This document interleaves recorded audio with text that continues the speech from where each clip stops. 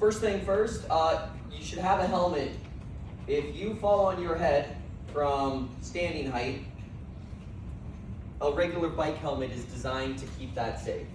If you're going anything more than from standing height, so for a 6 foot tall person, that's about the amount of energy a regular bike helmet is relatively set to. Very much guidelines here, this is not hard rules, but there are some things that we can get better than just those guidelines.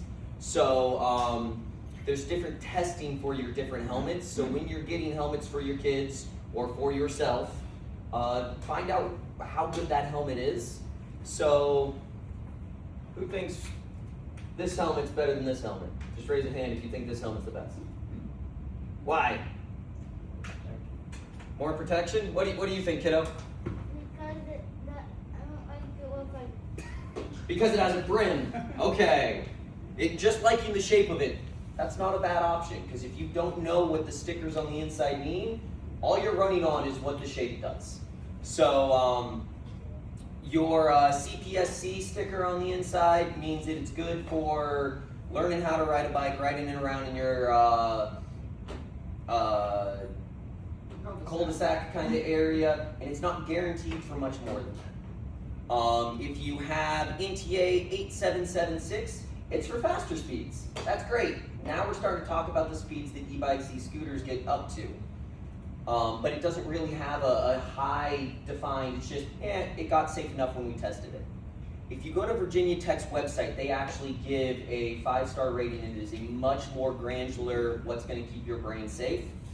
Or if you're going any faster than maybe 20 miles an hour, maybe have a motorcycle helmet, because that vehicle's a motorcycle. So we'll talk a little bit more about what the different vehicles are rated at, but especially here, have the correct helmet, because especially for something like this, you can see in comparison to a bicycle, it's a little bit less balancy, and I'll get on why in a second. That means a lot of times when this ends up getting into a crash, you just hit straight forward, boop, right onto your chin. And that's one thing that you don't see out of a lot of bike helmets is full face chin protection, that if you're not on a bicycle, could be really useful for keeping, I don't know, your teeth in your face. You like your teeth? You want to keep them? Good. Put a helmet on. Hopefully it has a full face, if you're on a scooter. Next. The other thing is battery and fire safety. So regular old bicycle, you didn't have to worry about this, but now you need to. Did anybody remember back a little while ago when phones kept on exploding and everyone was making fun of Samsung?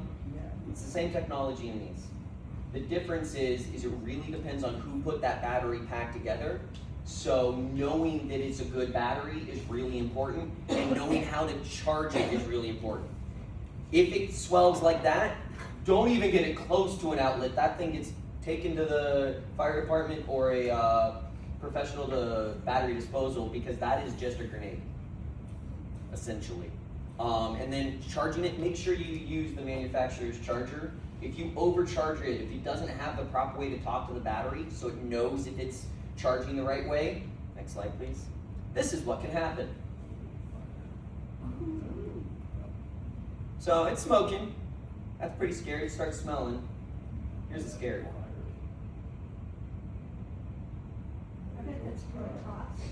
It's not healthy. It's a lithium, a cobalt, a bunch of other heavy metals in there as well. But that was real time. How long between when it started smoking to that entire room being engulfed? About that. So if you aren't charging your electric anything where you at least have a smoke detector, fix that. Smoke detectors are super cheap. Better yet, charge it where you can keep an eye on it, so if you do start, something smells a little weird, you can unplug that from the wall. If you can, get it out of the house. So if you have a chance to charge it outside, that's a great option, because now it's not the entire room gone.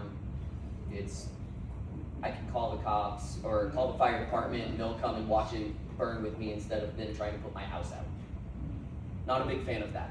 So we do need to watch those batteries. Does anybody have an e-bike or any scooter? I have a bike. You have just a regular bike? Yes, It's an e-bike? Does your battery come out of the bike? Or is it permanently mounted? If it comes out, and all of a sudden it doesn't come out easy, take it to someone who can check that battery for you. Because that means it's probably swollen. You might not even be able to see it, but that's something hard because not all of them do. So this, for instance, that battery pack is locked into it. You have to take a bunch of screws and you can't see it even if it is swelling.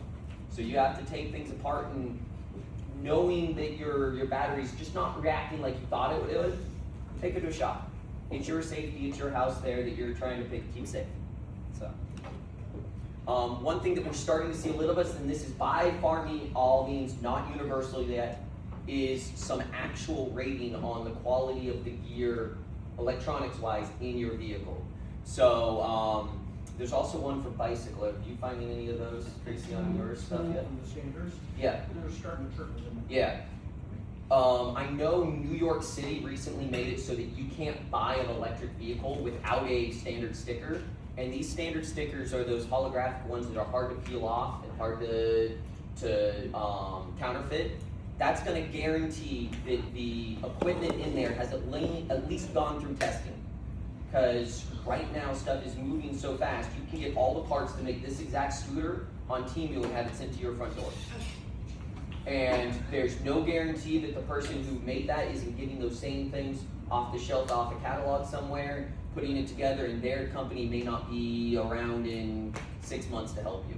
So a reputable company that is standing by and actually getting their stuff tested is A, going to keep you safer, and B, more likely to actually help you when you have a problem with your gear. So that's all great. So those standards are the ones you're looking for. The battery standard is just on battery. The whole vehicle is charging, the actual charger itself, wiring in it, controller, all of that fun stuff. And then one thing, a difference, we went e-bikes. Does anybody have an e-scooter, or anybody they know have an e-scooter? We got you in the back saying yeah, sweet. You got two. So one of the nice things about an e-scooter is it's really easy to carry upstairs. So if you're not able to just park in a garage, it's really nice and portable. But an e-bike may be a little bit safer. If you just look at the two vehicles there, what's a big difference between them? Size. Size of what? Wheels. The tires. That makes a huge difference in how that handles. So the angle that the steering is at and the size of your tire really tells how easy it is to balance that vehicle, and how big the tire is going to matter on what cracks you have problems with and what cracks you don't even tell are there. Those two makes a scooter a less balanced obstacle just because of how it was designed. It doesn't matter how much other tech you throw at it, you can't fix physics. So doesn't mean they're not good things to use, just know the limitations and ride where it's safe. Some other things to know is what are the actual classes, and this is one I've been pointing to Tracy just because I've worked with him for a couple different things. He has a mobile bike shop, and he was wanting to come in and make sure that we were talking about classes right, because there's a whole bunch of things going on and how bikes are defined that he's really interested in. I want to go through all of it. So, next slide please. This is all of it. And it gets a little convoluted, and this is, as far as I am presently aware, for Clark County, maybe not even for certain cities within Clark County. It can also change state to state and so on and so forth. So, follow the chart. And what I generally do in class is, let's go ahead and follow the chart through on a vehicle. Let's say this vehicle. Does it have a seat and pedals? No, so we go down. Is it less than 375 watts and less than 21 miles an hour? And the key one there is and I will tell you right now, this goes over 21 miles an hour.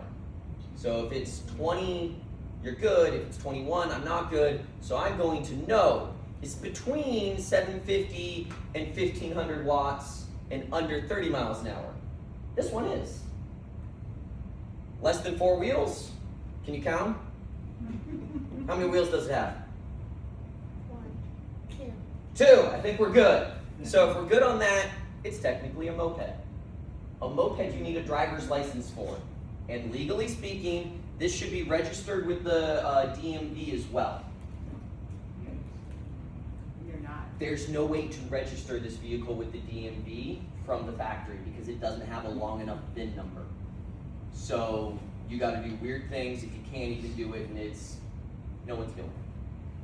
How about a regular bicycle? It's got pedals but no throttle. What would that be up here? Class 1, yep, no throttle, Class 1. If it does have a throttle but stays under 20 miles an hour, Class 2. Class 3 is where it gets interesting. How old are you, oldest of the kids? 14, okay, so Class 3 can go up to 28 miles an hour, but only legal if you're over 16.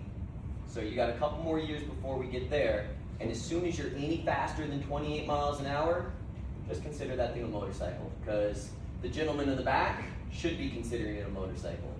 And then you come and talk to me and Miguel anyways, because we also teach the motorcycle classes at CSN, and we'll have a lot of fun and go ride motorcycles because they're fun, but that's a different vehicle. You should ride that where you ride motorcycles. So what I generally do is I have a whole bunch of Pokemon cards here, so they all have different vehicles on them, and I play games in our class trying to find out how many of these are actually what they say they should be. You have to come to my class if you want to see my Pokemon cards. Yeah, we'll talk later. The big thing is, if it goes fast, it's a moped or a motorcycle. Doesn't matter how many wheels it has, unless you get 4, now it's just a car. And you need a driver's license for all of those. 20 miles and under, and you're probably in good shape. The other thing to know is you have to follow the same rules of the road as everyone else. So, who knows what the speed limit on the sidewalk is? Who knows that there is a speed limit on the sidewalk? Okay? What's the speed limit on the sidewalk? 15 in this county, unless posted otherwise, and there are some places that are posted. So don't go any faster than 15 miles an hour on the sidewalk. But better yet, because I know how cruddy our sidewalks are, don't even go 15 on the sidewalks. This is where you start having to know the rules of the road and ride in the bike lane where a vehicle going 15, 20 miles an hour probably should be. And if you're in the bike lane, stop, yield, everything else exactly like cars do. If you don't know what stopping and yielding is, don't ride faster than 15 miles an hour. Stay on the sidewalk. Probably stay closer to 10. So as a rider, just shout out as this picture comes up.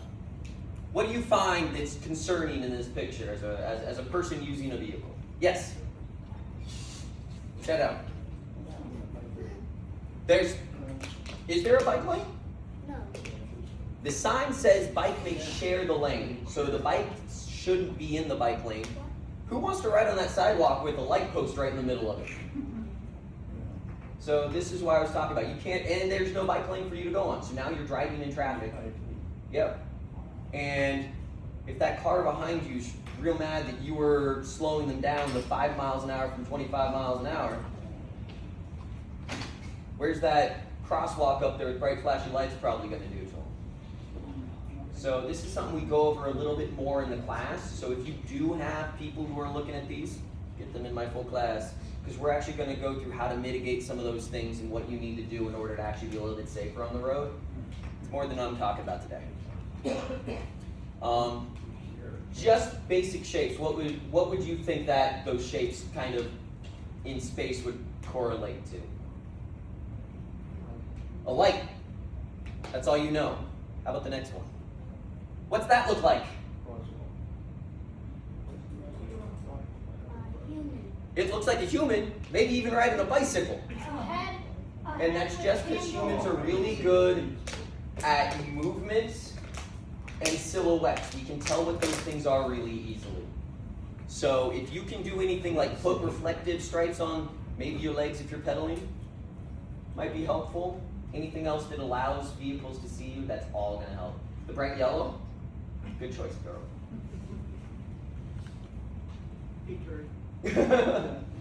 The big kicker here is it's up to the rider to stay within the law. So you can't get a bunch of vehicles like say that black one there, it's sold, you can buy them right now, but they all say in very tiny print on the bottom for off-road use only. That's an electric dirt bike, go ride it in the dirt on BLM land, have a ton of fun, it's great. But you drive them on the streets now because none of the people selling that are telling the people that you're not actually riding a bicycle. They just sell you the thing and take your money. So it's up to you to get educated. Thank you for coming. And now it's also up for you to stay within the law, because a lot of those will actually come out of the box with a limit to only 20 miles an hour. Great. My bike's safe, right? I limit my car to only 20 miles an hour. I can drive it on the sidewalk, right? No, 15, correct. But even then, like, you have to make sure it doesn't switch to the higher speed mode, because a lot of them it's just 2 buttons and all of a sudden it goes faster than 20.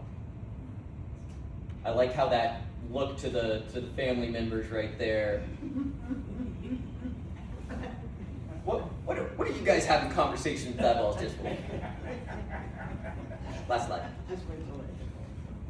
So as I was saying, the laws in this valley are a little bit weird. This is my best guess at jurisdictions here, and this is not by any means exact. If I rode from my house to Bowdoin Command, which is a very simple ride here, I think I would go through 4 different, only 3 jurisdictions. So I need to know North Las Vegas's rules, and Clark County's rules, less alone any of the parks that I'm riding in, if that park has any special rules. So this is just saying you need to find out exactly where you're riding, and then best guess is just go with the most conservative of an option. It's gonna save you more hassle than it'd save you time. As far as the actual laws, once again, come into my class because we're gonna break those all down. So any